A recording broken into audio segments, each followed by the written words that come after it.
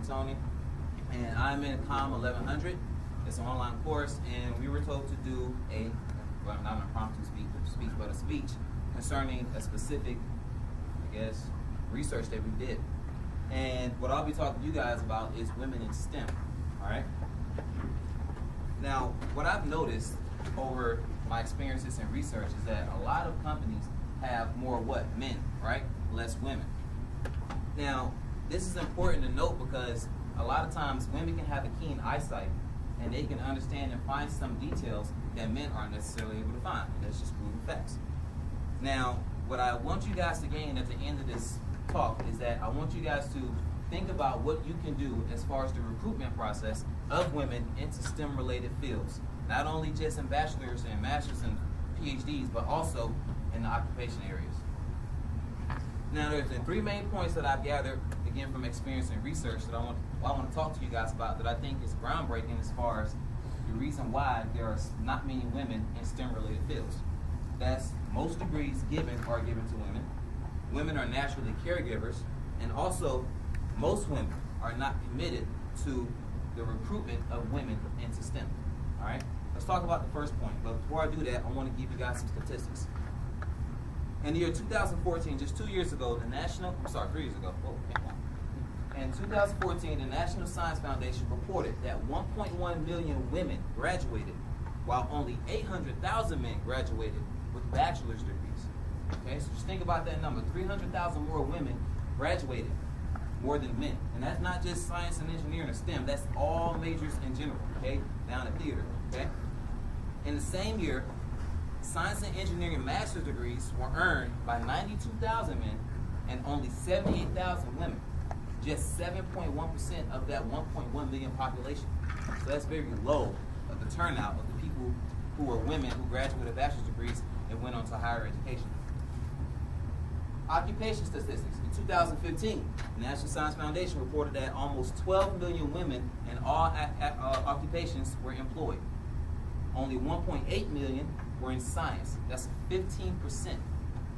Okay, so 1.8 million versus the 12 million who graduated. That's 3 out of 20 women who graduated who goes into some science-related field. Conversely, men graduated 13.5 million. Were employed 13.5 million in that year 2015. Over a third actually entered a science or engineering-related field. So that's 7 out of 20 men. 35%, 7 out of 20 men that actually entered the field of STEM. Second main point. Again, women are natural caregivers. Now, I'm pretty sure a lot of you all love your mom, and they obviously love you too. Well, it's because it's in their bodies, it's in their soul, it's in their physique. That's what they do. It's innate. According to the Family Caregiver Alliance, in 2015, an estimated 66% of caregivers were all women. That's 2 out of 3 women are all caregivers.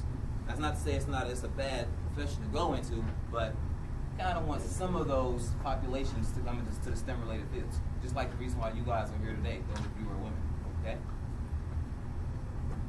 Third thing, women and men should share this commitment of recruitment. So I'm not just talking to the women here today, I'm talking to the men too. Okay? Men, there's a previous colleague at another institution that I have. She goes now to the University of Alabama, and she's in med school. I asked her 2 questions. I said, how do you feel about women in STEM?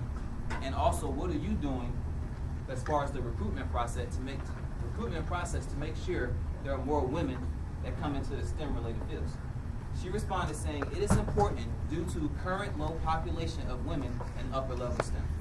I try to help with recruitment by informing women of STEM and professions in STEM while providing support where needed, which is like moral support and also tutoring.